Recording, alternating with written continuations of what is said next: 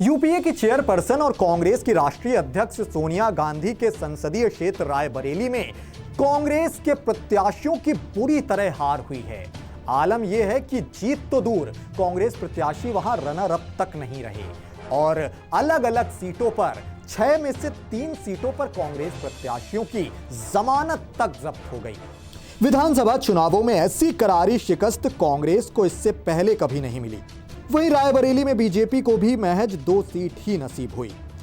सदर से कांग्रेस की बागी अदिति सिंह ने बीजेपी से जीत दर्ज की, वहीं सलोन से बीजेपी के अशोक कोरी ने जीत दर्ज की।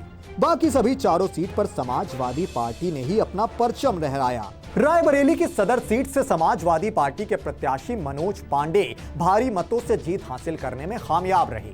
उन्होंने बीजेपी प्रत्याशी अमरपाल मौर्य को हराया। मनोज 2012 से लगातार इस सीट पर सपा प्रत्याशी के रूप में चुने जा रहे हैं। इससे पहले के दोनों चुनावों में मनोज ने स्वामी प्रसाद मौर्य के बेटे उत्कृष्ट मौर्य को हराया था।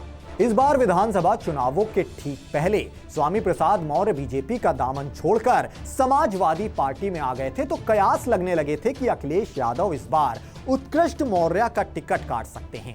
मगर अखिलेश यादव ने मनोज पर भी भरोसा जताते हुए उन्हें फिर से टिकट दिया और ये सीट सपा के खेमे में ही आई। रायबरेली सदर से कांग्रेस से बगावत करके बीजेपी से अदिति सिंह शामिल हुई, तो वहीं समाजवादी पार्टी ने आरपी यादव को उम्मीदवार बनाया। आरपी यादव ने अदिति सिंह को कड़ी टक्कर देते हुए अंतिम राउंड तक सपा की उम्मीदों को बनाए रखा। अदिति सिंह को यहां कुल 1,02,429 वोट मिले, वहीं आरपी यादव को 95,254 वोट मिले। वोट प्रतिशत की अगर बात की जाए तो अदिति सिंह के खाते में 44.51% वोट आए, जो एक बड़ा प्रतिशत माना जा रहा है वोट शेयर के हिसाब से। आरपी यादव के खाते में 41.4% वोट आए। इस सीट पर कांग्रेस प्रत्याशी की जमानत जब्त हो गई। पिछली बार कांग्रेस के टिकट पर अदिति सिंह ने यहां से 90,000 से ज्यादा मतों से जीत दर्ज की थी।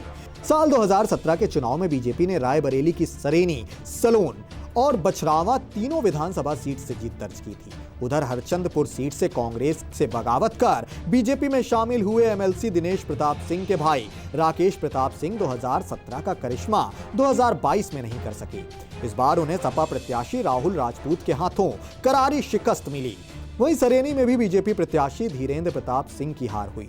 साल 2017 में धीरेन्द्र ने सपा प्रत्याशी रहे देवेंद्र प्रताप सिंह को हराया था। इस बार देवेंद्र प्रताप सिंह ने धीरेन्द्र को शिकस्त दी। देवेंद्र इससे पहले 2022 में भी यहां से विधायक चुने जा चुके थे। सलोन में बीजेपी ने दिवंगत विधायक दल बहादुर कोरी के बेटे अशोक कुमार को उम्मीदवार बनाया था। उन्हें 87,715 वोट मिले। उन्हें सपा के जगदीश प्रसाद से कड़ी टक्कर मिली। जगदीश प्रसाद ने 85,604 मत हासिल किए। यहां से अशोक कोरी चुनाव जीत गए हैं। 65,747 वोट के साथ श्याम सुंदर भारती ने बछरावा से जीत दर्ज की। इस सुरक्षित सीट को बीजेपी ने अपनी सहयोगी पार्टी अपना दल के लिए छोड़ दिया था। अपना दल प्रत्याशी लक्ष्मीकांत को 62,933 वोट मिले। यहां कांग्रेस के उम्मीदवार सुशील पासी को भी 56,837 वोट मिले। यहां त्रिकोणीय मुकाबला रहा, पर अंत में समाजवादी पार्टी के उम्मीदवार ने जीत दर्ज की।